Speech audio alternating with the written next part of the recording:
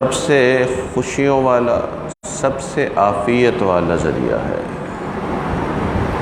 قرآن پاک میں اللہ رب العزت نے وعدہ کر لیا اللہ والوں سے، اور وعدہ کیا ہے؟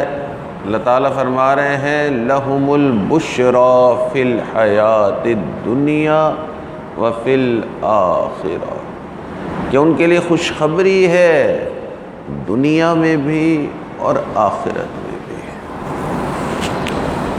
تو اللہ والا بننا یہ آخرت کے اعتبار سے بھی فائدے کی چیز، یہ دنیا کے اعتبار سے بھی فائدے کی چیز۔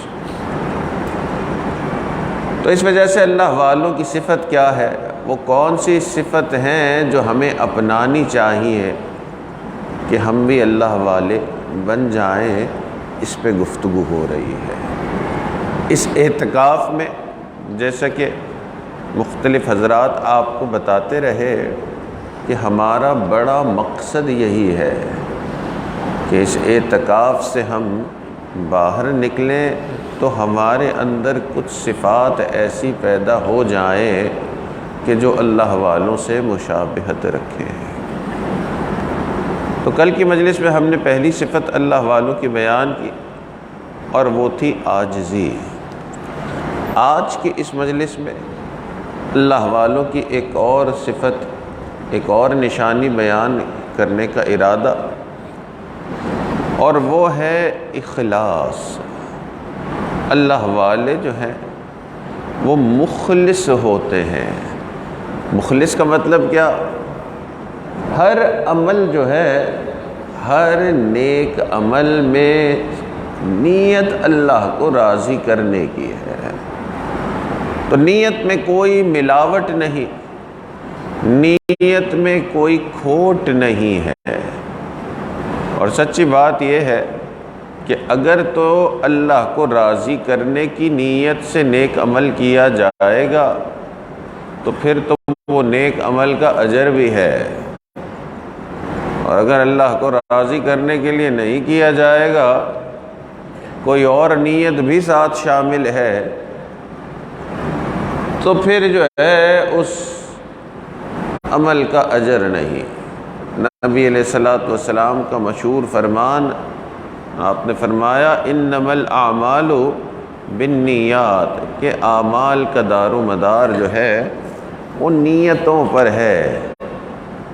نیت صحیح ہوگی تو اجر ملے گا۔ مسلمانوں کے ایک نیک بادشاہ نے ایک بڑی مسجد بنائی، بہت خوبصورت مسجد، بہت بڑی مسجد۔ اب مسجد بنا لی تو اس نے یہ سوچا کہ لوگوں کو کیسے پتہ چلے گا کہ جی یہ مسجد میں نے بنائی ہے۔ تو اس نے مسجد کے باہر ایک کتبہ لگا لیا کہ یہ مسجد بادشاہ فلاں فلاں نے بنائی ہے۔ مسجد کے باہر کتبہ لگا کے اور بادشاہ سلامت نے حکم دے دیا کہ جی کتبہ لگا دیا جائے۔ کتبہ لگ گیا۔ جس دن کتبہ لگا، رات کو بادشاہ سلامت سوئے خواب میں، تو پھر ان کو خواب میں مسجد دکھائی گئی۔ مسجد کے اندر گھوم رہے ہیں اور خواب ہی میں اس جگہ پہ آتے ہیں جہاں کتبہ لگا ہوا تھا۔ اس کتبے کو خواب میں دیکھا تو اس کتبے پر بادشاہ کے نام کی جگہ کسی عورت کا نام تھا۔ اب بادشاہ بڑا حیران، آنکھ کھل گئی۔ تھوڑی سی حیرانگی تو ہوئی صحیح کہ کتبے پہ تو میرا نام ہونا چاہیے، یہ کسی اور عورت کا نام کیوں ہے؟ مگر سوچا کہ ویسے خواب تو خواب ہوتے ہیں، خوابوں میں تو بندہ کچھ بھی دیکھ لیتا ہے۔ تو اس کو اپنے ذہن سے اس بات کو نکالنے کی کوشش کی، ایسے خواب میں کیا ہوا۔ اگلی رات پھر خواب دیکھا، پھر اپنے آپ کو مسجد میں دیکھا، پھر مسجد میں گھوم رہا ہے، اور گھومتے گھومتے پھر اس کتبے کے پاس آتا ہے اور کتبے کو دیکھتا ہے تو کتبے پہ پھر اسی عورت کا نام لکھا ہوا ہے۔ اب جب آنکھ کھلی تو تھوڑا پریشان ہوا کہ خواب میں کتبہ ذرا چینج دکھایا جا رہا ہے، ایسا تو نہیں ہے ان لوگوں نے نام کسی اور کا لکھا ہوا ہے یا چینج کیا ہوا ہے؟ تو اپنے خادموں میں سے کسی کو بھیجا کہ جا کے مسجد میں دیکھ کے آؤ کتبے پہ نام کس کا لکھا ہوا ہے۔ خادم گیا مسجد میں اور جا کر وہاں دیکھا تو بادشاہ کا نام لکھا ہوا تھا۔ تو بادشاہ کو یہ یقین تو ہو گیا کہ نام میرا لکھا ہوا ہے، مگر بادشاہ پریشان ہو گیا کہ خواب میں کیوں کسی عورت کا نام لکھا ہوا آ رہا ہے۔ 2 مرتبہ یوں ہوا۔ بڑی مشکل سے اپنے دل کو سمجھایا کہ چلو ہو گیا، کوئی نہیں، نام تو میرا ہے نا۔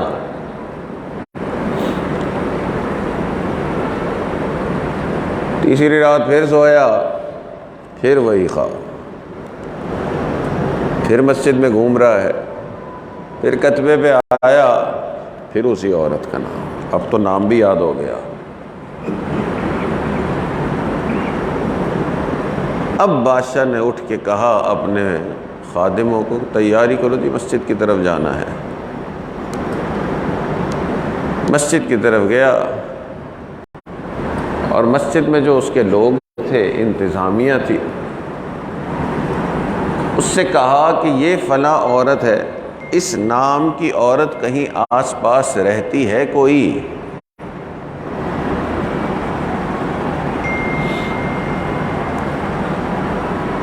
تو اپنے سارے خادموں کو بھی لگایا، انتظامیہ کو بھی لگایا۔ انہوں نے کہا کہ جی اس نام کی تو ایک ہی عورت ہے، بوڑھی ہے، بہت ہی غریب ہے، جھونپڑی میں رہتی ہے۔ بادشاہ نے کہا اچھا میں نے اس کے پاس جانا ہے۔ میں کہا بادشاہ سلامت، اتنی غریب عورت کے پاس جھونپڑی میں رہتی ہے، کیا آپ کا اس سے کام ہے؟ تو کسی کام کی عورت ہے نہیں، مطلب بوڑھی سی عورت ہے۔ اور بادشاہ نے کہا نہیں، میں نے اس سے ملنا ہے۔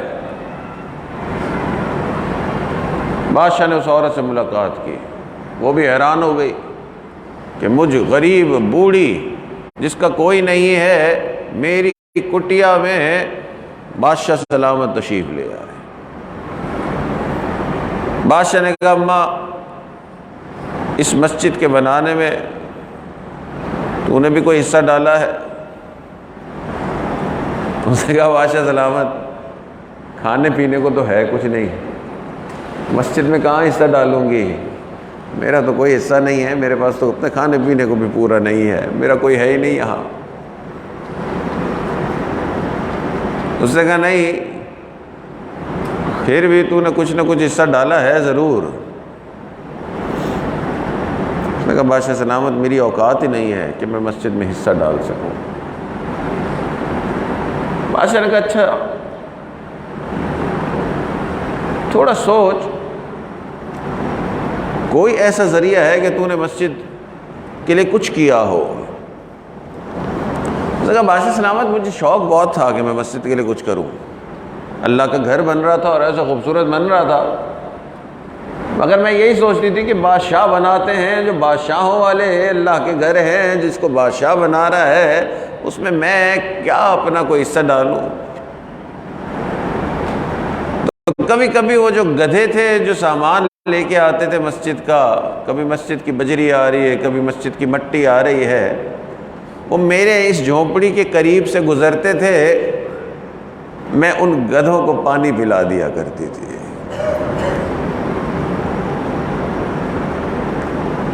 یہ بات سن کے بادشاہ کی آنکھوں میں آنسو آ گئے کہ تیرا گدھوں کو پانی پلانا اللہ کے یہاں قبول ہو گیا کہ یہ خالصتاً اللہ کے لیے تھا، میرا پوری مسجد بنا لینا بھی اللہ کے یہاں قبول نہ ہو سکا کہ تیرے گدھوں کو پانی پلانے میں زیادہ اخلاص تھا۔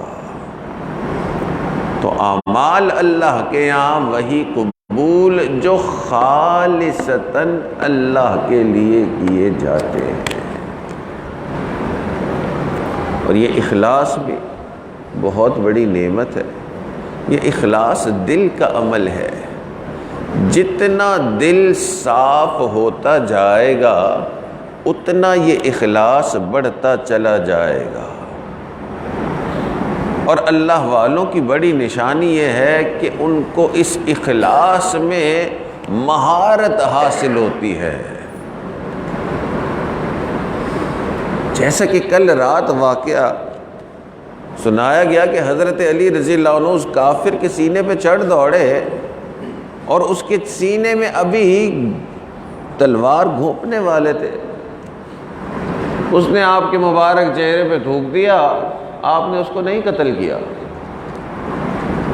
یعنی ایکسپرٹیز، مہارت دیکھیں اپنی نیت کی کہ انہوں نے کہا کہ نہیں، اب میری نیت جو ہے وہ خالصتاً اللہ کے لیے نہیں ہے، میرا غصہ بھی شامل ہے، اب تجھے قتل کرنے پہ اجر نہیں ملے گا، تو اس لیے آپ نے اس کو قتل ہی نہیں کیا۔ تو یہ پکی بات ہے، اجر جو ہے وہ اخلاص پہ ملتا ہے کہ انسان کے نیک اعمال میں کوئی اور نیت شامل نہ ہو، صرف خالص اللہ کے لیے ہو۔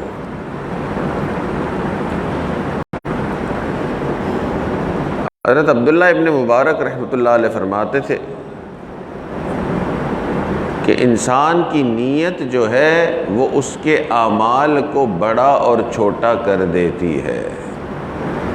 کئی مرتبہ بہت چھوٹا عمل ہوتا ہے مگر نیت اس کے اندر بہت پاک ہوتی ہے، تو اس چھوٹے عمل پہ بھی بہت بڑا اجر مل جاتا ہے۔ اور کئی مرتبہ بہت بڑا عمل انسان کرتا ہے، بہت بڑی نیکی کا کام کرتا ہے، مگر اس میں نیت جو ہے وہ خالص نہیں ہوتی ہے، تو اس پر اجر چھوٹا سا ملتا ہے۔ یہ جو مخلص بندہ ہوتا ہے اس کی 4 بڑی نشانیاں ہیں، اور مخلص بندے کی پہلی نشانی یہ ہے کہ وہ اپنے نیک اعمال کو چھپائے گا۔ مخلص بندے کی سب سے بڑی نشانی، ہر طرف جا کے اپنے نیک اعمال بیان نہیں کرے گا کہ میں نے اتنے قرآن پڑھے اور اتنی تہجد پڑھی اور اتنے پیسے میں نے خرچ کیے، اتنے میں حج کر چکا ہوں، اس چیز کی اپنے نیک کاموں کا پرچار نہیں کرے گا۔ نیک کام کر کے ان نیک کاموں کو چھپائے گا، اپنے نیک اعمال پر لوگوں سے تعریفیں لینے کا خواہاں نہیں ہوگا، اللہ کی تعریفوں کا انتظار کر رہا ہوگا۔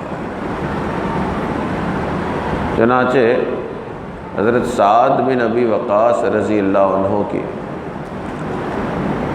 لشکر تھا، ان کو بہت بڑی کامیابی ملی، اور اس لشکر کو جب کامیابی ملی تو مال غنیمت آیا۔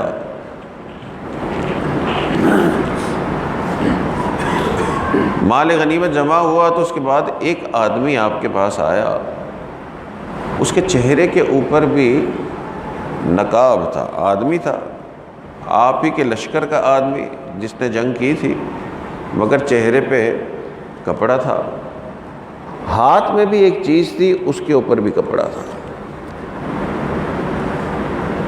اور لے کر آیا اور حضرت سعد بن ابی وقاص رضی اللہ عنہ کو یہ پکڑوا دیا کہ حضرت یہ لیجئے، اس کو بھی مال غنیمت میں شامل کر لیں۔ یہ کہہ کے اپنا چہرہ دکھائے بغیر، اپنا نام بتائے بغیر یہ جو مجاہد تھا یہ واپس جانے لگا۔ حضرت نے جب وہ کھول کے دیکھا تو وہ کافروں کے بادشاہ کا تاج تھا، سونے اور چاندی اور ہیروں سے لدا ہوا، اور حضرت سعد بن ابی وقاص رضی اللہ عنہ نے سوچا کہ اگر یہ مجھے نہ دیتا، اپنے پاس رکھ لیتا، یہ اتنا مہنگا ہے، اس کی 7 نسلیں بھی بیٹھ کے کھاتی نہ تو پیسہ ختم نہیں ہونا تھا، اتنا یہ مہنگا تاج ہے۔ تو آپ نے آواز لگائی کہ نوجوان 1 منٹ ٹھہر تو صحیح، اتنی جو بڑی چیز دے کے گیا ہے، کم از کم اپنا نام تو بتا، چہرہ بھی تو نے نہیں دکھایا۔ تو وہ دور چلے گیا تھا، وہیں سے آواز لگاتا ہے کہ میرا نام میرا مالک بہت اچھی طرح سے جانتا ہے، جس کے لیے میں نے یہ عمل کیا ہے، یہ کہہ کہ وہ مجاہد چلے گیا۔ مخلص بندے کی نشانی یہ ہوگی کہ وہ اپنی نیکی کو لوگوں پہ ظاہر کرنے کو پسند نہیں کرے گا۔ اس کی کوشش ہمیشہ یہی ہوگی کہ میری نیکی لوگوں پہ نہ کھلے۔ کچھ اللہ والے ہوتے ہیں جن کی نیکی لوگوں پہ کھل بھی جاتی ہے، مگر ان کی نیکی کو اللہ رب العزت خود کھولتے ہیں لوگوں پہ، تاکہ لوگوں کو ترغیب ملے اور وہ نیک عمل کریں۔ ایسا بھی ممکن ہے۔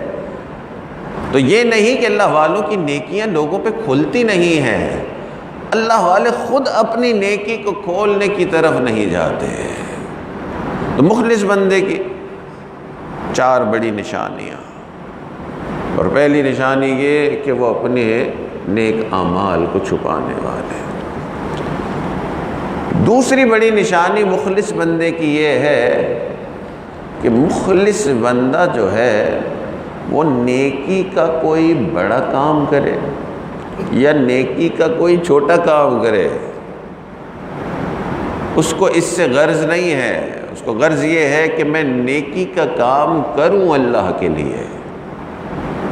چنانچہ صوبہ سندھ کے ایک بہت بڑے بزرگ گزرے ہیں، حضرت سائیں عبد الکریم رحمۃ اللہ علیہ، بیر شریف والے۔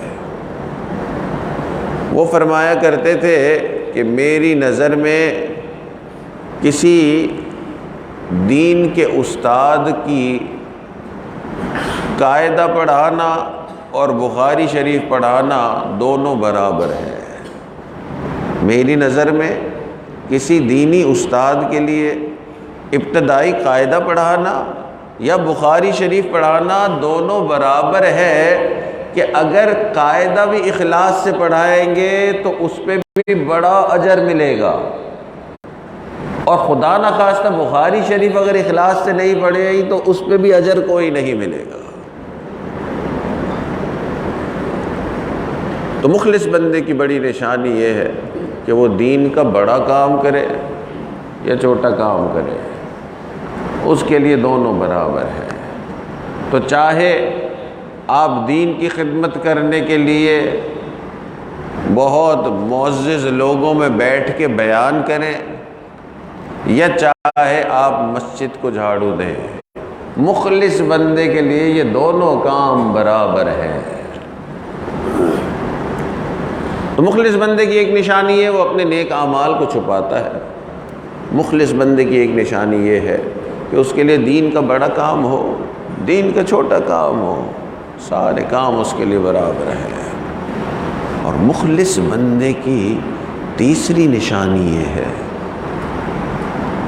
کہ وہ دوسروں کے اچھے کاموں کی تصدیق کرتا ہے، دوسروں کے اچھے کاموں کو بری نظر سے نہیں دیکھتا۔ یہ ہوتا ہے نا کہ بندہ دوسرے کے، خود اگر دینی کام کر رہا ہے تو دوسرے کے دینی کاموں کو کئی مرتبہ کہتا ہے کہ جی ان کا کام اچھا نہیں، ہمارا کام اچھا ہے۔ مخلص بندہ ایسے نہیں کرتا ہے۔ جیسے بہت سارے کاروبار میں ایسا ہوتا ہے نا، لوگ بار بار دوسروں کو باور کرواتے ہیں کہ جی ہمارا جو پروڈکٹ ہے نا وہ زیادہ بہتر ہے، اور ہمارے علاوہ جو دوسرے لوگ اس طرح کی چیز بنا رہے ہیں ان کا پروڈکٹ اتنا اچھا نہیں ہے۔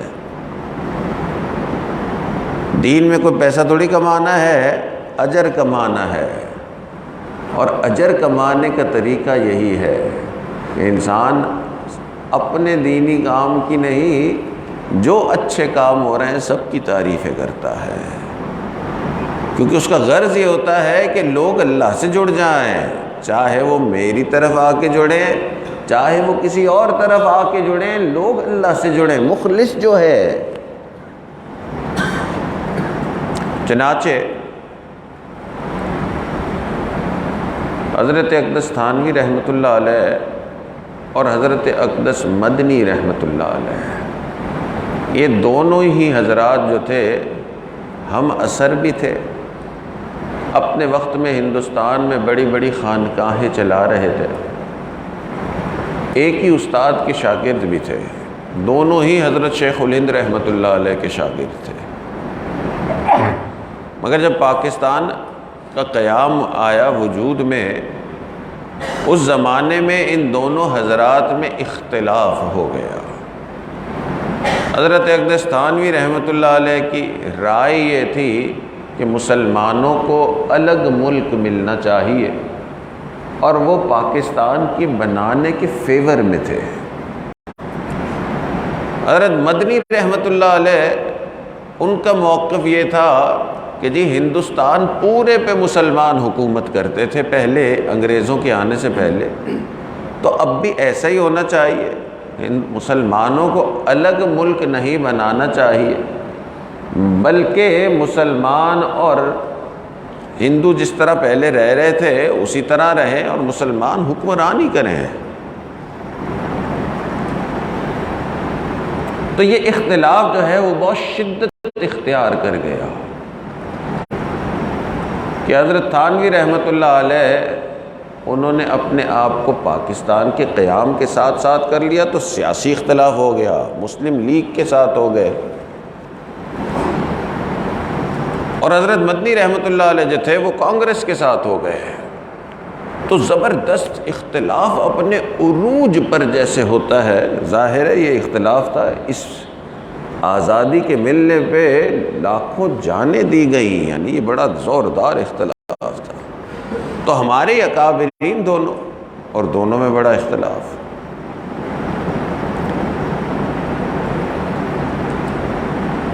دونوں حضرات جو تھے ان کی خانقاہیں ہندوستان میں تھیں، مگر دونوں کا خانقاہ چلانے کا مزاج جو تھا وہ الگ الگ تھا۔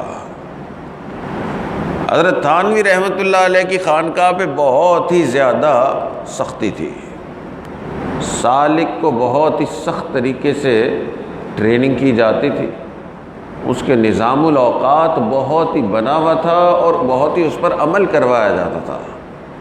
سونے کا وقت ایک ہے، اٹھنے کا وقت ایک ہے، کھانے کا وقت متعین ہے، نمازوں کا وقت متعین، بات چیت کا وقت بھی متعین، حضرت کے بیان کا وقت متعین، ہر چیز کا وقت لکھا ہوا ہے، اور اس وقت سے آگے پیچھے ہونے کی اجازت نہیں تھی۔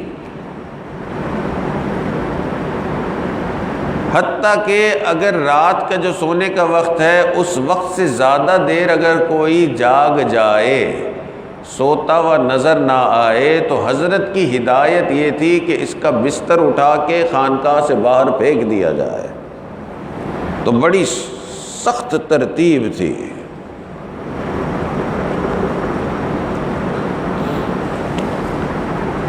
حضرت کے اس نظام الاوقات کے اندر ایک گھنٹہ جو تھا وہ ڈانٹ کا گھنٹہ بھی تھا، یعنی فلاں وقت سے لے کے فلاں وقت تک حضرت سارے سالکین کو جمع فرماتے اور بیٹھ کے ایک ایک کو خوب ڈانٹ پلاتے۔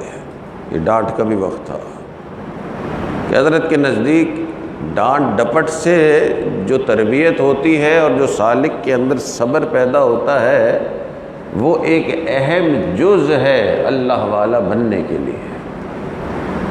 تو صبر ضروری ہے اللہ والا بننے کے لیے، ہر اللہ والے کے اندر صبر ہوتا ہے۔ تو اس صبر کو سالکین کے اندر ڈالنے کے لیے حضرت نے ایک گھنٹہ ڈانٹ کا رکھا تھا۔ ایک مرتبہ یہ ڈانٹ کا گھنٹہ چل رہا تھا حضرت کا، اتنے میں ایک بہت بڑے عالم حضرت مولانا عبد الماجد دریا آبادی تشریف لے آئے۔ وہ بھی حضرت کے خانقاہ کے لوگوں سے واقف تھے، مگر اس ڈانٹ کے گھنٹے سے اتنا واقف نہیں تھے۔ تو آ کر بیٹھے تو حضرت نے ایک کو خوب ڈانٹنا شروع کیا نا، تو بڑے حیران ہوئے کہ بیچارے کو اتنی ڈانٹ پڑ رہی ہے۔ تو ویسے کوئی ڈانٹ رہا ہوتا ہے تو بندہ خاموش ہو جاتا ہے کہ جی اتنے بزرگ ہیں ڈانٹ رہے ہیں، پھر دوسرے کو ڈانٹ پڑی، پھر تیسرے کو ڈانٹ پڑی،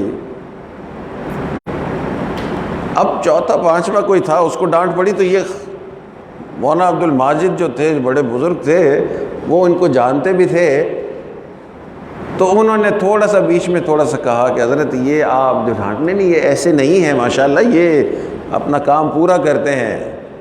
حضرت نے فرمایا مولانا آپ خاموش ہو جائیں ورنہ اگلا آپ کو پھر ڈانٹ پڑے گی یہاں پہ۔ تو ڈانٹ کا بھی گھنٹہ ہوتا تھا اور بڑا ٹھیک ٹھاک گھنٹہ ہوتا تھا۔ آج سالکین کا اگر ڈانٹ کا گھنٹہ رکھ دیا جائے نا تو کہیں گے جی اعتکاف میں گھر پہ ہی کر لیتا ہوں۔ مگر یہ حضرات تھے، اللہ تعالیٰ ان سب کو جزائے خیر عطا فرمائے، کہ ڈانٹ کی برکتوں سے واقف تھے۔ تو بہرحال اختلاف بھی دونوں حضرات میں بہت زیادہ تھا، مگر ایک خانقاہ پہ، حضرت تھانوی رحمۃ اللہ علیہ کی خانقاہ پہ بڑی سختی تھی۔ دوسری طرف حضرت مدنی رحمۃ اللہ علیہ کی خانقاہ تھی،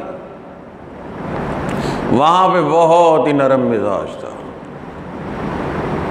حضرت کی طرف سے چھوٹ تھی، بھائی کوئی زیادہ سونا چاہے تو زیادہ سو جائے۔ کھانے کے لیے بھی بہت ہی مرغن غذائیں آتی تھیں اور بہت ہی اچھا مینیو ہوتا تھا۔ ذکر اذکار کا بھی جس کا دل جس وقت چاہے ذکر اذکار کر لے۔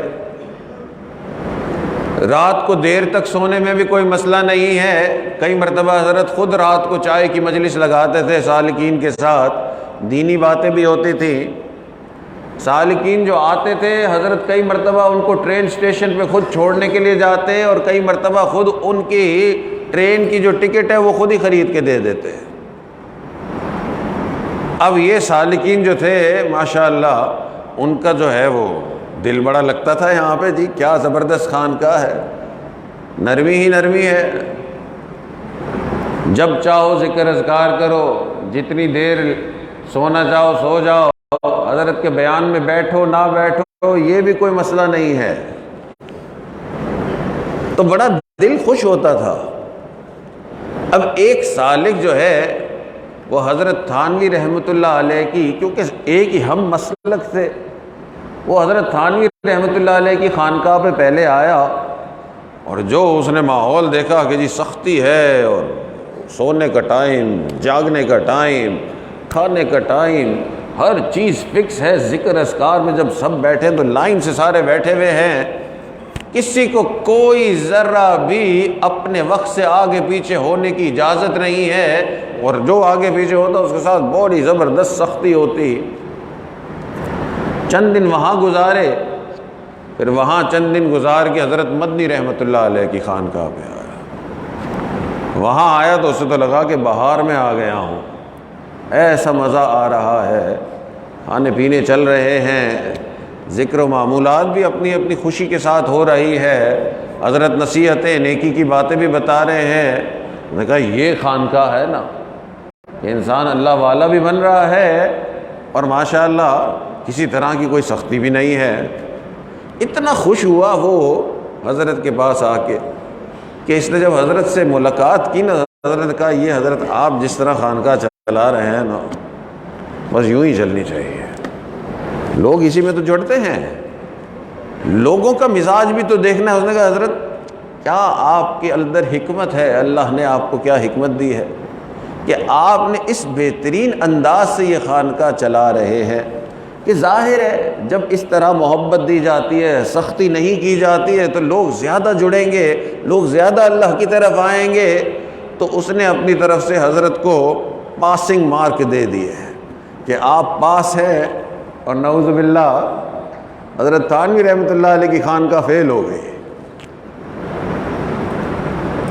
اب وہ سالک تھا، عام بندہ تھا،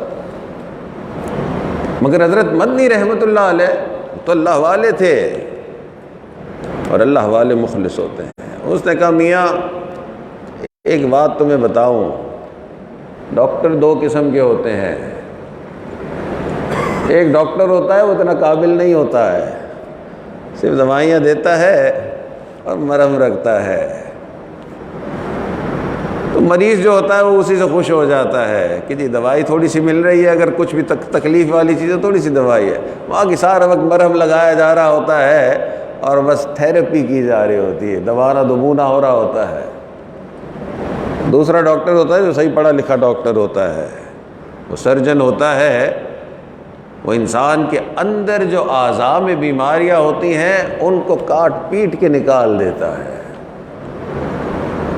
تو ہماری مثال اس کم پڑھے لکھے ڈاکٹر والی ہے اور حضرت تھانوی رحمۃ اللہ علیہ کی مثال جو ہے وہ اس سرجن کی ہے جو اندر کی صحیح جو بیماریاں اور غلط اعضاء ہیں ان کو کاٹ پیٹ کے نکال دیتے ہیں۔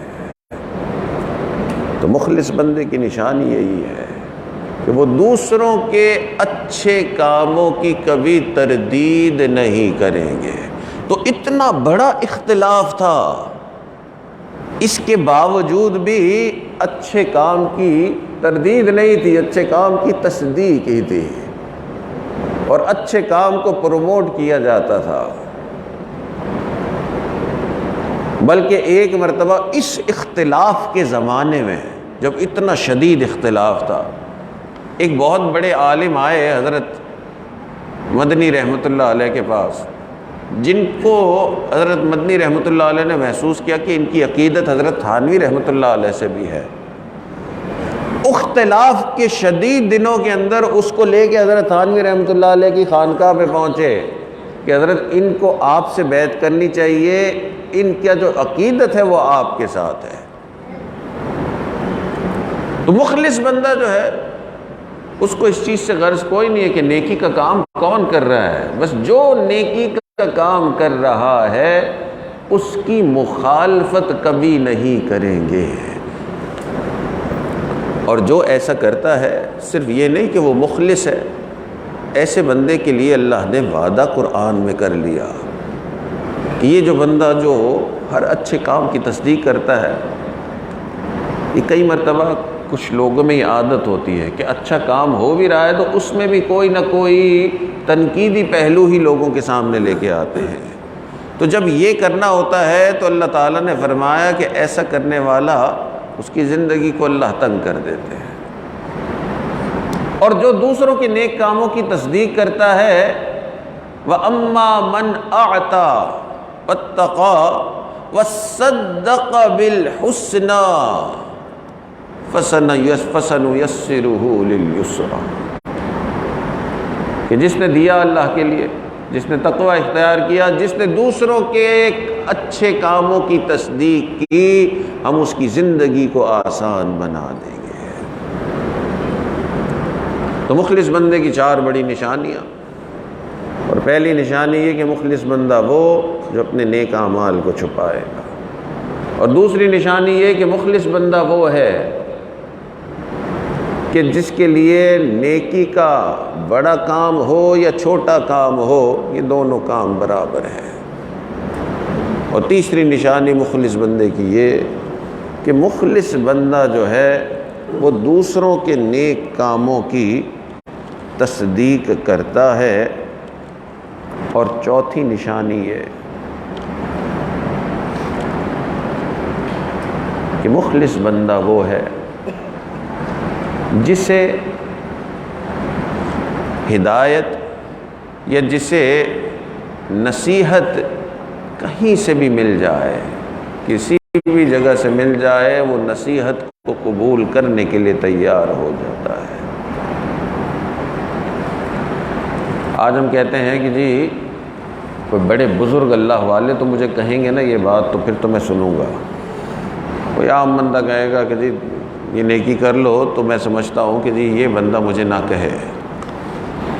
مخلص بندے کی نشانی ہے کہ جی اس کو اس چیز سے غرض نہیں ہے کہ کون مجھے نیکی کی طرف ترغیب دے رہا ہے، اس کو اس چیز سے غرض ہے کہ مجھے نیکی کی اگر ترغیب ملے تو میں اس پر عمل کر لوں، کوئی ایسی چیز مل جائے جو میرے لیے نیکی کا سبب بنے گی تو وہ میں کر لوں۔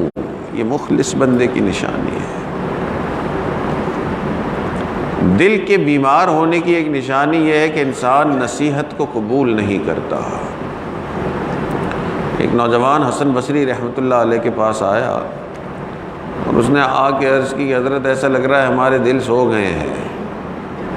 حضرت نے پوچھا بھائی کیوں تمہارے دل سو گئے ہیں؟ اس نے کہا حضرت آپ ہمیں نصیحت کرتے ہیں اور نصیحت کا ہمارے دل پہ کوئی اثر نہیں ہوتا۔ حضرت نے فرمایا کہ قرآن اور حدیث کی باتوں کا اگر تیرے دل پہ کوئی اثر نہیں ہوتا تو یہ نہ کہہ کہ دل سو گئے ہیں، یہ کہہ کہ دل مو گئے ہیں، دل مر گئے ہیں۔ تو مخلص بندہ جو ہے اس کے اوپر نصیحت اثر کرے گی، چاہے وہ کسی بڑے کی نصیحت ہے، چاہے وہ کسی چھوٹے کی نصیحت ہے۔ حضرت مفتی محمد شفیع رحمۃ اللہ علیہ مفتی اعظم پاکستان، اتنی بڑی شخصیت تھے، اتنی بڑی علمی شخصیت، دین کے تقریباً ہر موضوع پہ حضرت کی کتاب موجود ہے، اور آپ کی اردو کی تفسیر ایک اندازے کے مطابق پوری دنیا میں سب سے زیادہ پڑھی جانے والی اردو کی تفسیر ہے۔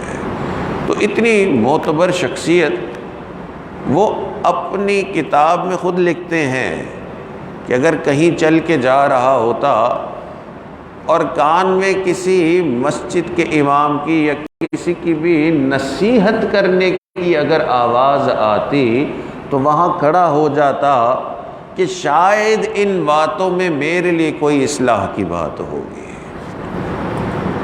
تو مخلص بندے کی یہی نشانی ہے، نصیحت کی بات جہاں سے ملے گی، اچھی بات جہاں سے ملے گی، اس کو لینے کے لیے تیار ہوگا۔ صحابہ کرام کی جو جماعت تھی وہ مخلص لوگوں کی جماعت تھی۔ اس جماعت کی جو شان تھی، اس کی شان میں سے ایک بڑی شان یہ تھی کہ یہ حضرات اخلاص کے پہاڑ تھے، اخلاص کے ماہرین تھے۔ چنانچہ حضرت صدیق اکبر رضی اللہ عنہ کا دور خلافت تھا، اور آپ کے دور خلافت میں ایک رجسٹر بنایا گیا کہ جتنے بوڑھے لوگ ہیں، بیمار لوگ ہیں، جن کو مدد چاہیے، ان کے نام لکھ دیے گئے، اور ان کے آگے جو ہے جو خادم ہوگا جو ان کی مدد کرے گا، ان کے نام لکھ دیے جائیں گے۔ تو جتنے مدینہ منورہ میں اس وقت بوڑھے لوگ تھے، بیمار لوگ تھے، ضرورت مند لوگ تھے، جو اپنے کام خود نہیں کر سکتے تھے، ان کو حکومت کی طرف سے ایک خادم دیا جاتا، اور لوگ خود اپنے اپنے نام لکھ دیتے کہ میں اس بوڑھے کی خدمت کروں گا، میں اس بوڑھی عورت کی خدمت کروں گا، میں اس گھر میں جا کے صفائی کر دوں گا، میں اس گھر میں جا کے پانی لے آؤں گا۔ یہ سارے کام سب کے لکھے ہوئے تھے۔ تو حضرت صدیق اکبر رضی اللہ عنہ کا دور خلافت تھا، حضرت عمر کا آنا ہوا وہاں، تو انہوں نے اس رجسٹر کو اٹھا کے دیکھا تو اس میں سارے نام لکھے ہوئے تھے، اور سب کے آگے خدمت کرنے والے کے نام بھی لکھے ہوئے تھے۔ ایک بوڑھی عورت کا نام لکھا ہوا تھا، اس کے آگے کسی کا نام نہیں تھا۔ اب انہوں نے سوچا کہ اس بوڑھی عورت کی خدمت میں کر لیتا ہوں، حضرت عمر نے سوچا، مگر ساتھ ساتھ یہ بھی سوچا کہ نام اپنا لکھتا نہیں ہوں، یہاں پہ نام لکھوں گا تو سب کو پتہ چلے گا تو لوگ تعریفیں کریں گے، تعریفوں کے لیے تو یہ کام کر نہیں رہے۔ تو انہوں نے کہا نام میں لکھتا نہیں ہوں، مگر ویسے چلے جاؤں گا اس عورت کے پاس، اور جا کے اس کے گھر کی صفائی کرنا، پانی باہر سے لے کے آنا، جو اور کام ہوگا اس بڑھیا کا میں کر کے آ جاؤں گا۔ اگلے دن صبح فجر کی نماز پڑھتے اس بڑھیا کے گھر پہ پہنچ گئے اور دستک دی۔ بڑھیا نے اندر سے آواز لگائی کہ جی کون؟ حضرت عمر نے اپنا نام بھی نہیں بتایا، فرمایا بھئی خدمت کرنے والا، گھر کے سارے کام کرنے والا آ گیا ہے۔ بڑھیا نے اندر سے کہا کہ گھر کا سارا کام کرنے والا تو کام کر کے چلا گیا ہے، آپ کون ہیں؟ اس وقت حضرت عمر کے ذہن میں آیا کہ اچھا، یعنی اس بڑھیا کے آگے نام نہیں لکھا ہوا ہے، مگر ایک اور کوئی ہے مخلص جو اپنا نام ظاہر نہیں کر رہا مگر آ کے خدمت کر دیتا ہے۔ اب حضرت عمر کو نیکی میں مقابلے کا شوق بھی تھا، آپ نے کہا کل ذرا جلدی آتا ہوں، اس سے پہلے میں کر دوں گا خدمت۔ اگلے دن جو ہے آپ تہجد کے اوقات میں ہی آ گئے اس کے گھر پہ، اور آ کر آپ نے دستک دی۔ اندر سے بڑھیا نے پوچھا جی کون آیا؟ آپ نے فرمایا جی خدمت کرنے والا آ گیا ہے۔ بڑھیا نے اندر سے پھر جواب دیا کہ خدمت کرنے والا تو خدمت کر کے چلا گیا ہے، تو کون ہے؟ اب حضرت عمر نے فرمایا کہ اچھا یہ بڑا کوئی تیز آدمی ہے جو اپنے آپ کو ظاہر ہی نہیں ہونے دے رہا، یعنی کام بھی کر لیتا ہے اور پتہ بھی نہیں چلتا ہے۔ میں نے کہا جی میں بھی کوئی چھوڑنے والا نہیں ہوں، معلوم تو کر کے رہوں گا ہے کون۔ اگلے دن عشاء کی نماز پڑھ کے ہی اس بڑھیا کے گھر کے سامنے بیٹھ گئے خاموشی سے کہ جی ہے کون ابھی پتہ. رات ہو گئی، 3-4 گھنٹے گزر گئے، خاموشی، ہر طرف ہر بندہ سو گیا. اتنی رات گئے، بہت دیر سے، بالکل رات کے بیچ میں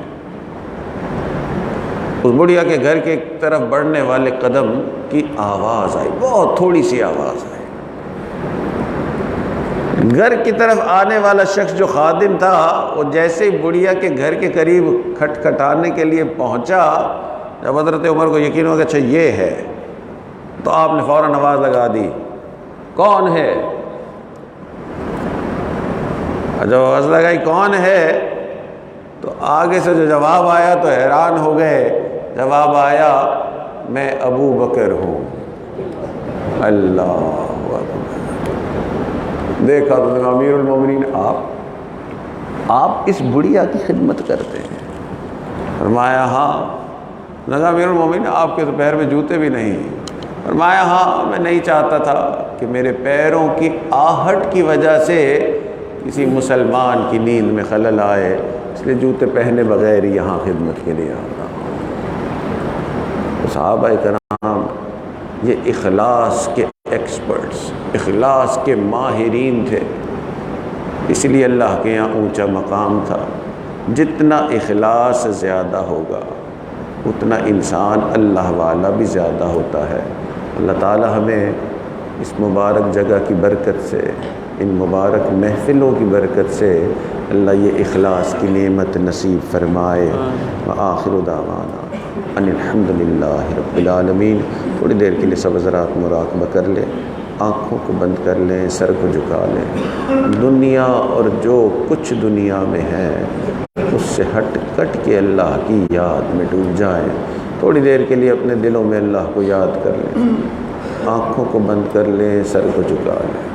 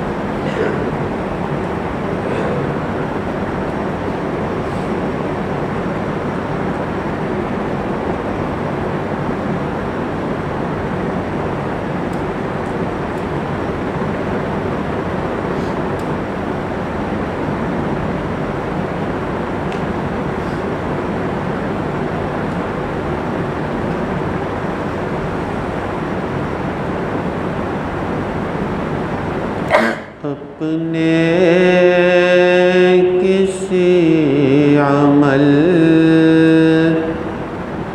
پہ سہارا ہی نہیں ہے، اپنے کسی عمل پہ سہارا ہی نہیں ہے، توبہ کیے بغیر گزارا ہی نہیں ہے.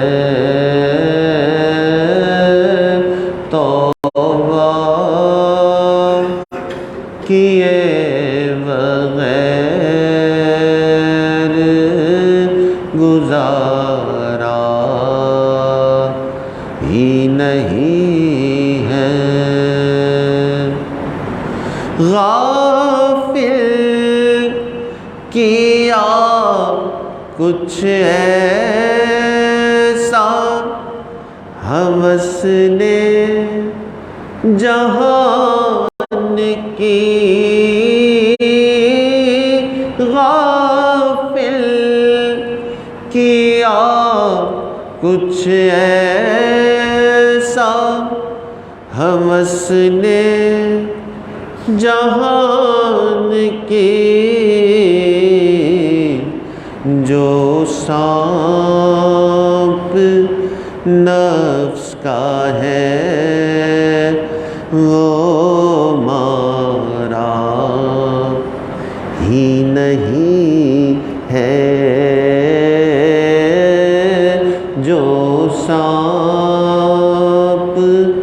نفس کا ہے وہ مارا ہی نہیں ہے۔ توبہ کیے بغیر گزارا ہی نہیں ہے، اپنے کسی عمل پہ سہارا ہی نہیں ہے، ہر زاویے سے دیکھا جہاں تک نظر گئی، ہر زاویے سے دیکھا جہاں تک نظر گئی، رحمت کا اس کی کوئی کنارہ ہی نہیں ہے، رحمت کا اس کی کوئی کنارہ ہی نہیں ہے۔ توبہ کیے بغیر گزارا ہی نہیں ہے، اپنے کسی عمل پہ سہارا ہی نہیں ہے۔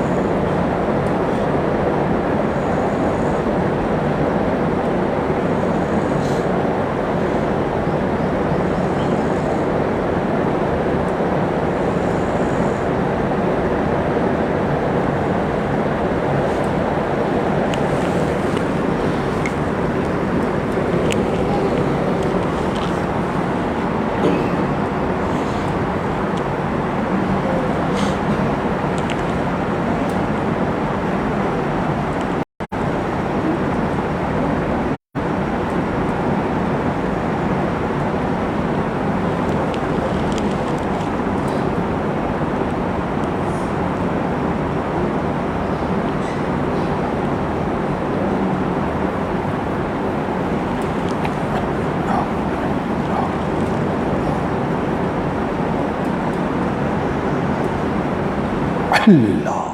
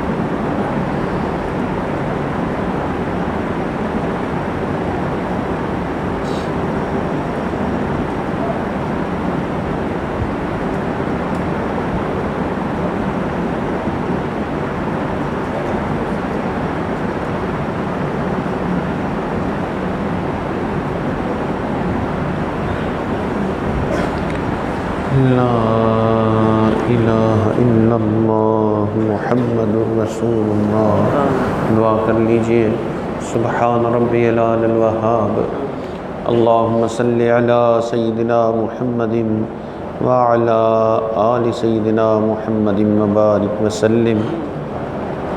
اللہم انا نسألک علما نافعا وعملا متقبلا ولسانا ذاکرا وقلبا خاشعا ورزقا واسعا وشفاء من کل داء۔ اے اللہ، ہم آپ کے عاجز مسکین بندے ہیں، اللہ ہمارے گناہوں کو معاف فرما، ہماری خطاؤں سے درگزر فرما، ہمارے عیبوں کی پردہ پوشی فرما، اللہ برے دن سے محفوظ فرما، اللہ بری رات سے محفوظ فرما، میرے مالک برے کاموں سے محفوظ فرما، اے اللہ ہمیں برے انجام سے محفوظ فرما، میرے مالک اس مبارک گھر میں آ کے اے اللہ آپ نے ہماری قدر فرمائی، اے اللہ ہمیں بھی آپ کی قدر کرنے کی توفیق عطا فرما، اللہ اس گھر کو ہمارے لیے برکت کا ذریعہ بنا، اللہ اس اعتکاف کو ہمارے لیے اپنے قرب کا ذریعہ بنا، اللہ اپنے پیارے محبوب کی محبت کا ذریعہ بنا، اللہ اس اعتکاف کو ہمارے لیے اتباع سنت حاصل کرنے کا ذریعہ بنا، اے میرے مالک اس اعتکاف کو ہمارے لیے مغفرت کا ذریعہ بنا، اللہ جو بھی گناہ کیے اللہ اپنی رحمت سے ان گناہوں کو معاف فرما، اور اے اللہ اس اعتکاف کو ہمارے لیے گناہ چھوڑنے کا ذریعہ بنا، میرے مالک اس اعتکاف کو ہمارے لیے دین کی خدمت کے لیے قبولیت کا ذریعہ بنا، اے میرے مالک اپنی رحمت کا معاملہ فرما، اللہ کرم کے فیصلے فرما، اللہ جو جو لوگوں نے دعاؤں کے لیے ہمیں کہا اللہ ان سب کو ان دعاؤں میں شامل فرما، اللہ سب کی نیک حاجات کو پورا فرما، اللہ ہمارے اس ملک پر اپنی خاص رحمتیں برکتیں نازل فرما، اللہ ہمارے اس شہر پر اپنی خاص رحمتیں برکتیں نازل فرما، میرے مالک جو مانگا وہ بھی عطا فرما، جو مانگنا چاہیے تھا اللہ نہیں مانگ سکے وہ بھی عطا فرما، اے اللہ ہمارے تینوں حرم کی حفاظت فرما، اے اللہ ہمیں بار بار اپنے گھر کا دیدار نصیب فرما، اللہ اپنے پیارے محبوب کے در کی حاضری نصیب فرما، ربنا تقبل منا، اے اللہ ہمارے عزیز اقارب رشتہ دار مشائخ اساتذہ والدین جو بھی اس دنیا سے فوت ہو چکے ہیں جو حیات ہیں اللہ ان سب کی مغفرت فرما، اللہ جن کی مغفرت فرما دی اپنے قرب کے اعلیٰ درجات نصیب فرما، ربنا تقبل منا انک انت السمیع العلیم تب علینا انک انت التواب الرحیم، وصلی اللہ تعالی علی حبیبہ سیدنا محمد وعلی آلہ واصحابہ اجمعین برحمتک یا ارحم الراحمین.